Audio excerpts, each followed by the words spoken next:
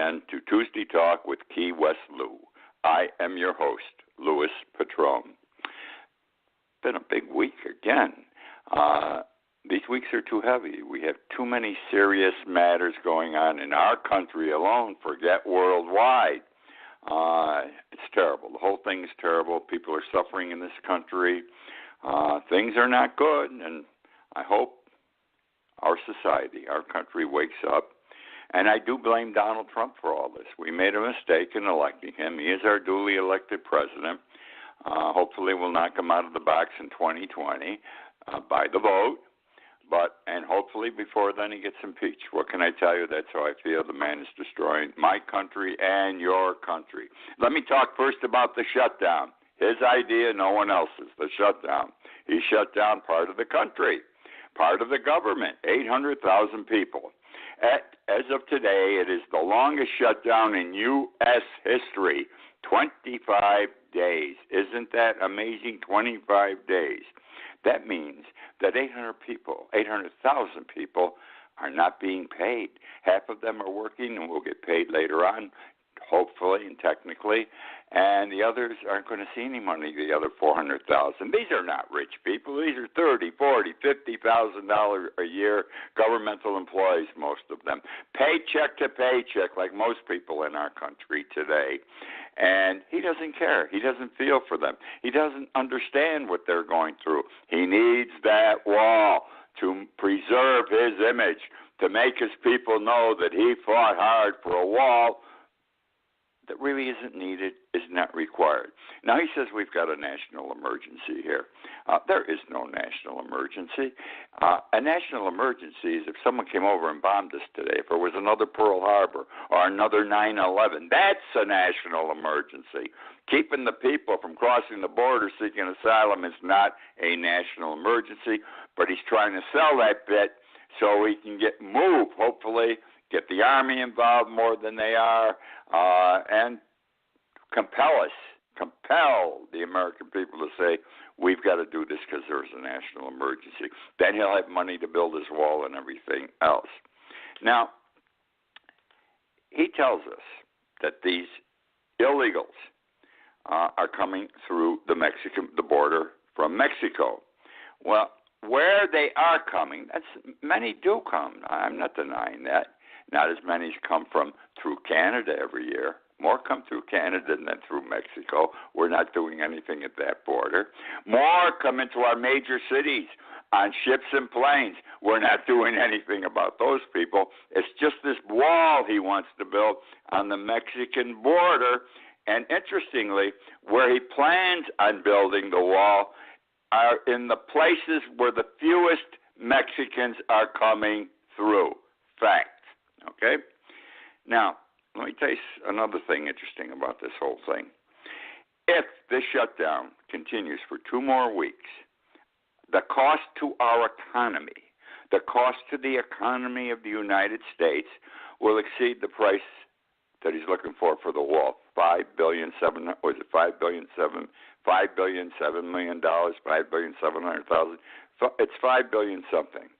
Whatever he wants, our economy will hurt more than the amount he's seeking. Look at the airport lines.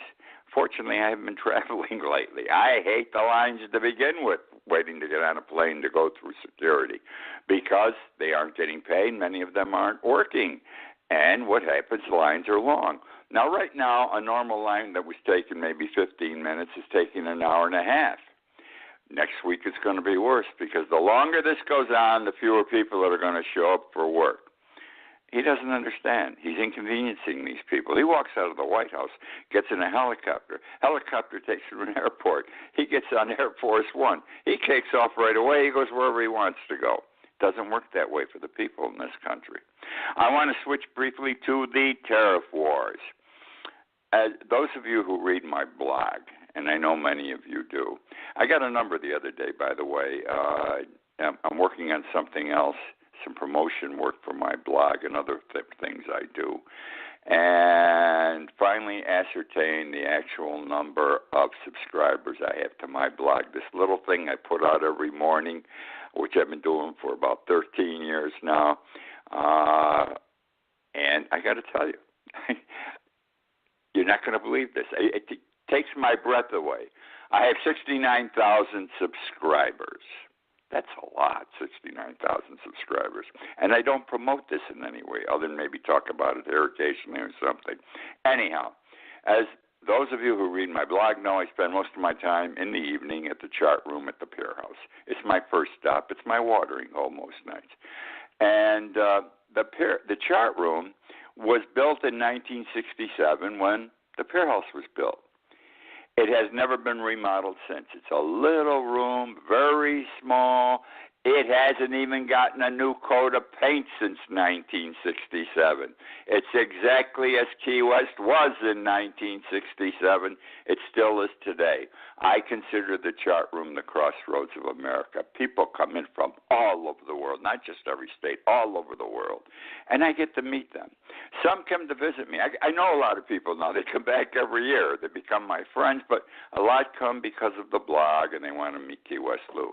I'm not saying this to brag or anything. I want to show you what is occurring here. I get to meet people from all over the world, all over our country, and get to understand better their problems.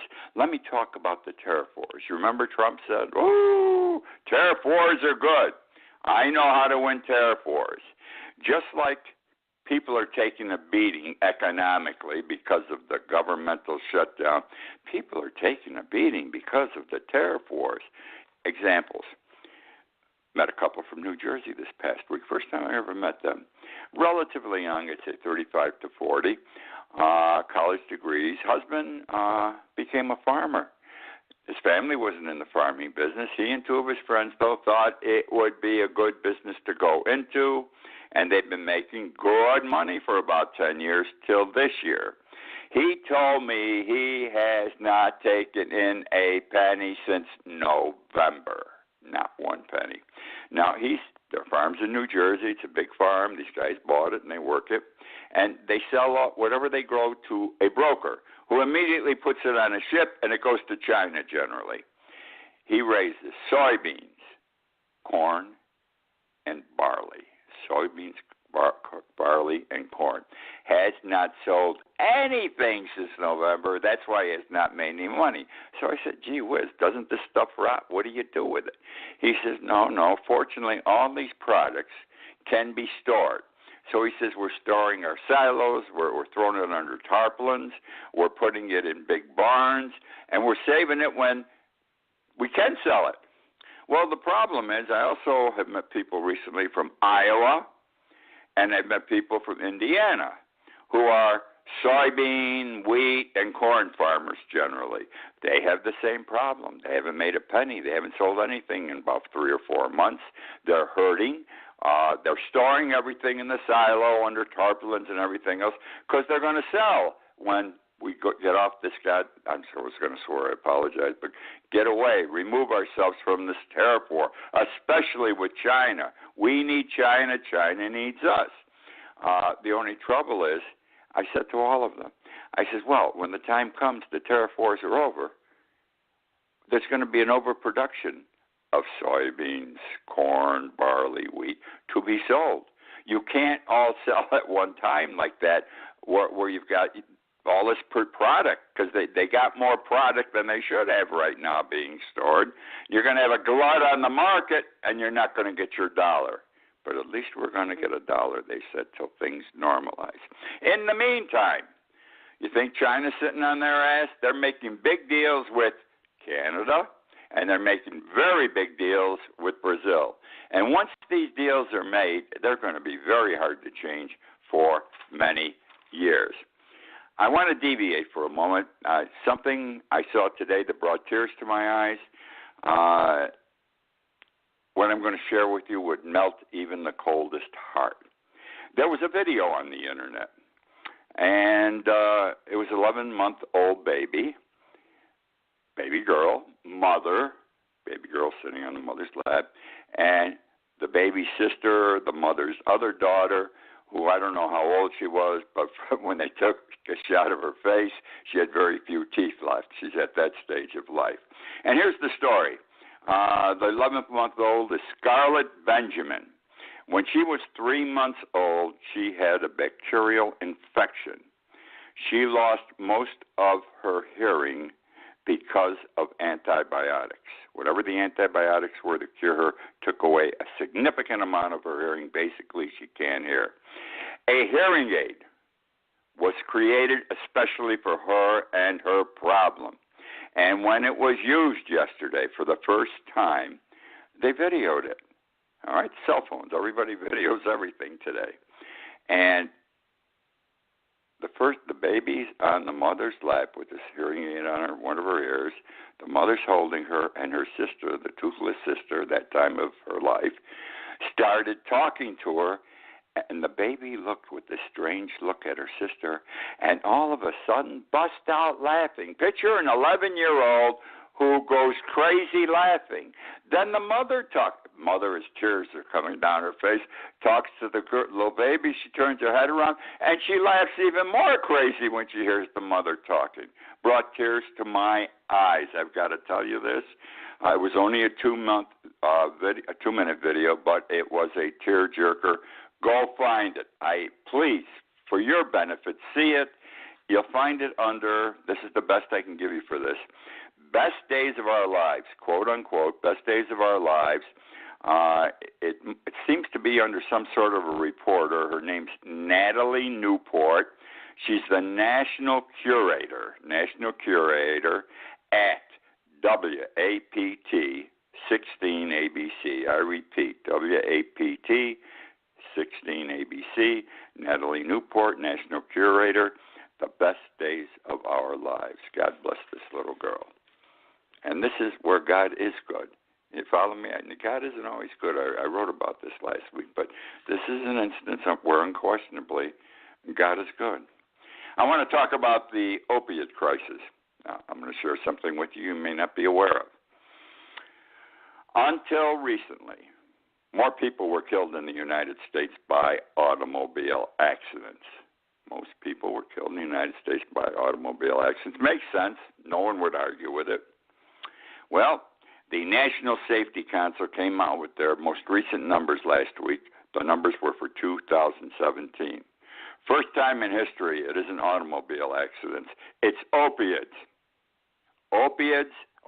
Deaths from opiates, from overdosing on that drug, okay, are killing more people today in the United States than automobile accidents. And it continues to increase. And why did the opiates beat the automobile accident victims? The increase is primarily with, and it's going to blow your mind, growing children and adolescents. The increase is because of growing children and adolescents. Our kids are really getting hit.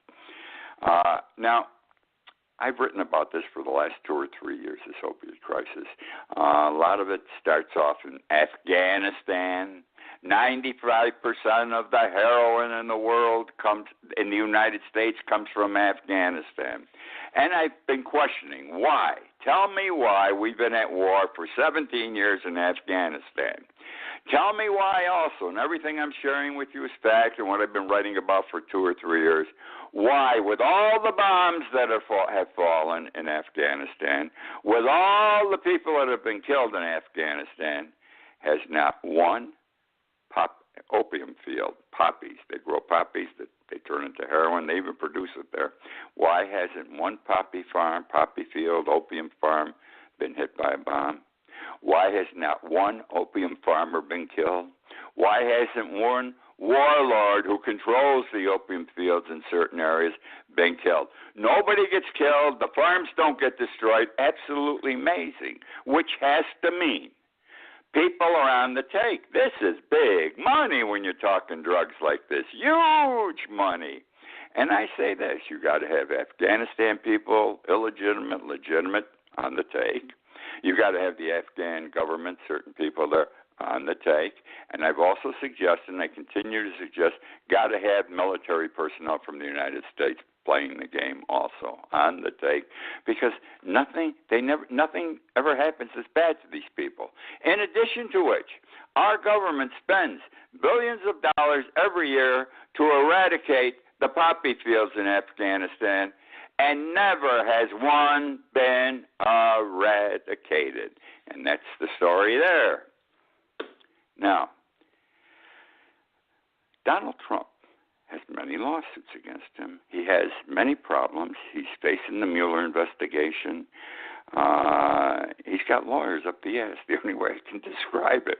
It was announced last week by a fellow by the name of Cipollone. Cipollone is the new White House counsel. He was appointed in December. He's the White House counsel. Now, legally, technically, he is not. He's the lawyer for Trump because Trump is an employee of the White House, but he doesn't have an attorney-client relationship with Trump, a danger for Trump in this situation. But because he works for the White House, he's a government employee, and Trump is a government employee. Also being Cipollone's people, he has many lawyers, as I'm going to get to, representing Donald Trump and Jared Kushner and Pence. Pence has been sued a few times.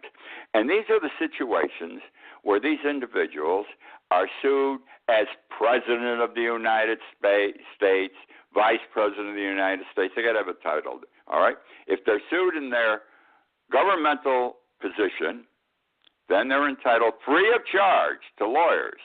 Now, why am I getting into this? Last week it was reported that Cipollone last week hired 17 new lawyers to work under him. 17. I don't know how many he had before. He had to have at least 17 before.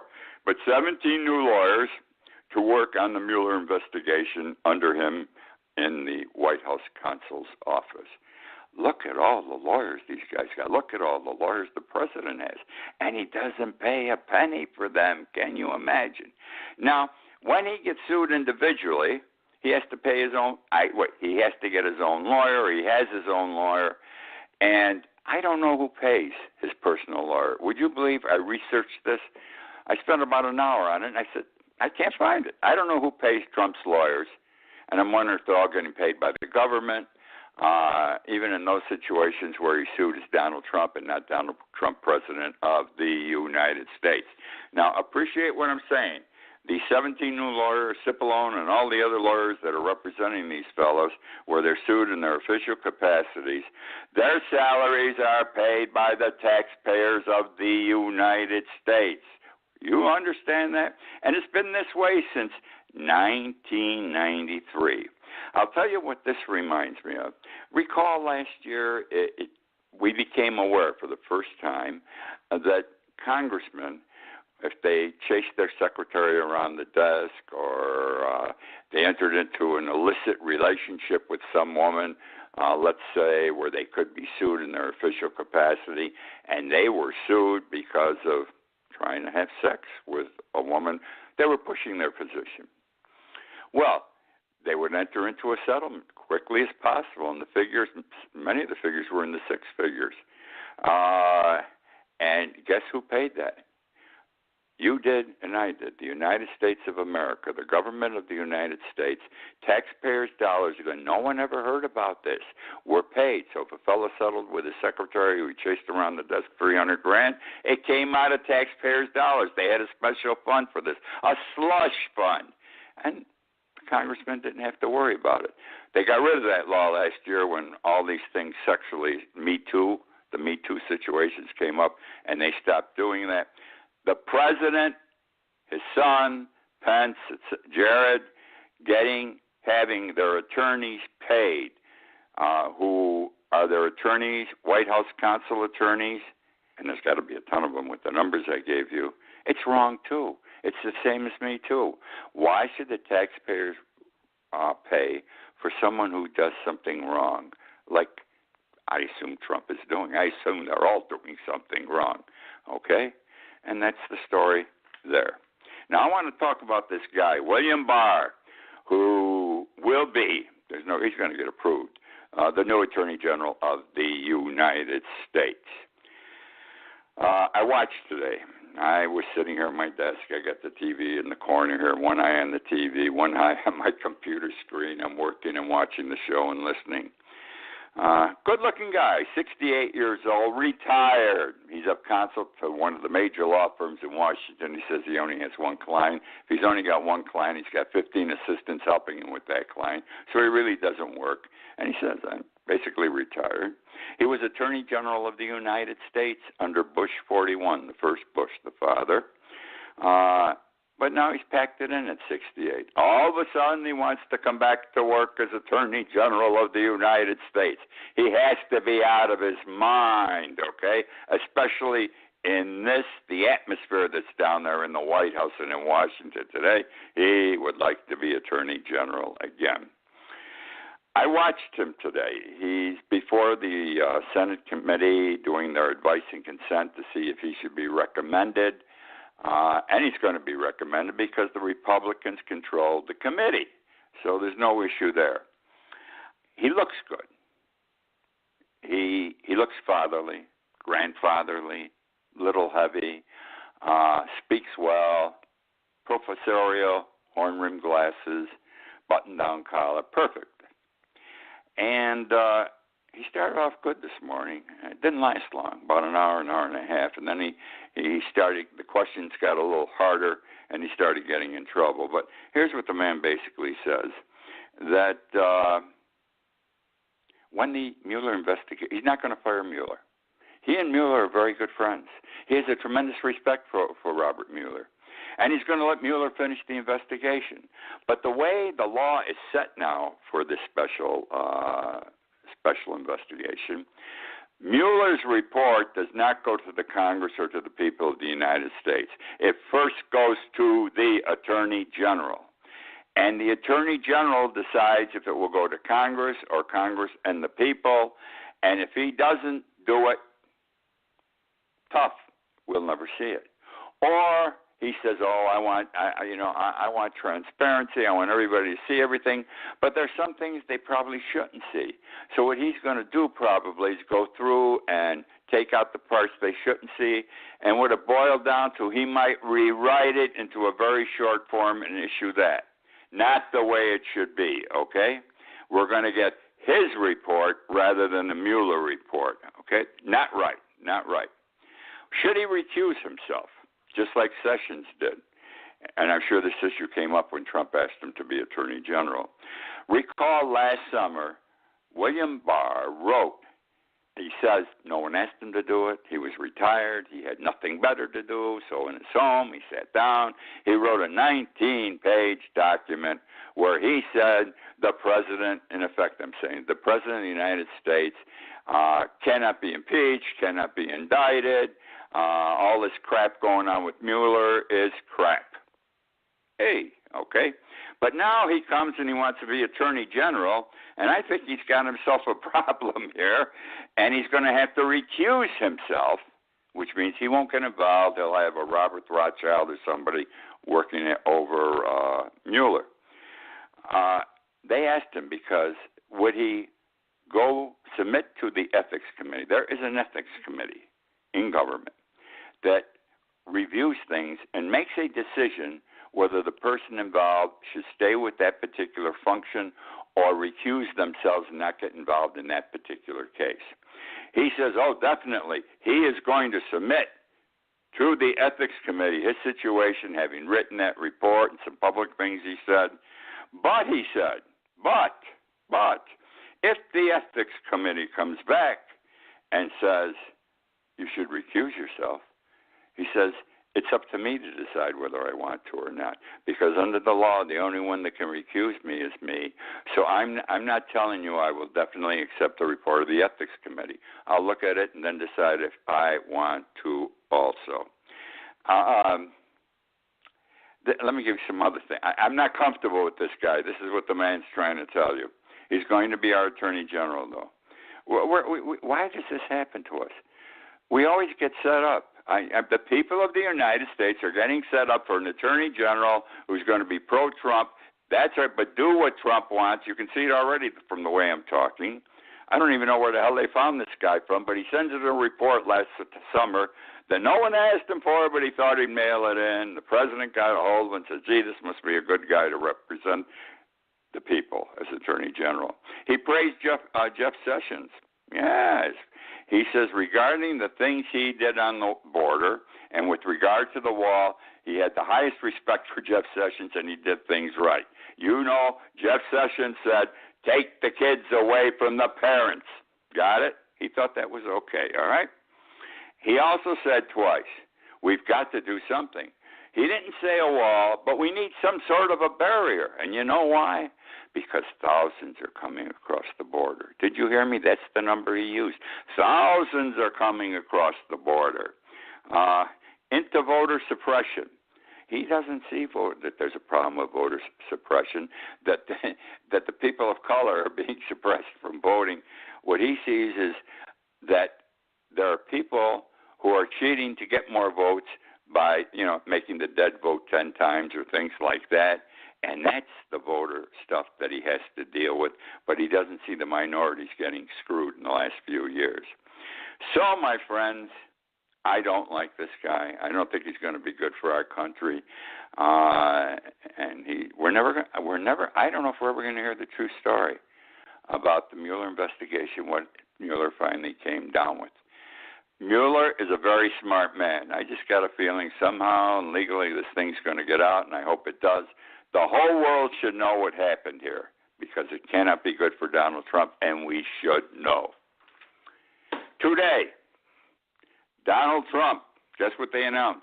The rumor is, or he didn't announce it, but the rumor is today out of the White House that he wants to get out of NATO. He said this before, but now he's seriously considering getting out of NATO. Absolute lunacy. I mean, if we ever had to go war with Russia, China, we need other countries with us. We cannot stand alone. We cannot stand alone and survive. And I want to say this, too. It's been suggested during the past week that Trump has been, before the election and since the election, a Russian asset, that he's in bed with Putin. Now, I got the feeling he is, or he wouldn't do all these things. He praises Russia and Putin all the time. They've got to have something on him. I read somewhere today or yesterday, and I quote, people on treasonous paths do not know they are on a treasonous path till it's too late. I'll give our president the benefit of the doubt. He may not have realized what he's doing. People on treasonous paths do not know they are on a treasonous path till it's too late. I wrote in my blog last week, those of you who read the blog read it, I said that Donald Trump would end up making Benedict Arnold look like a patriot. Donald Trump, in the final analysis, would make Benedict Arnold look like a patriot because treason. Benedict Arnold, biggest treason man in the history of this country.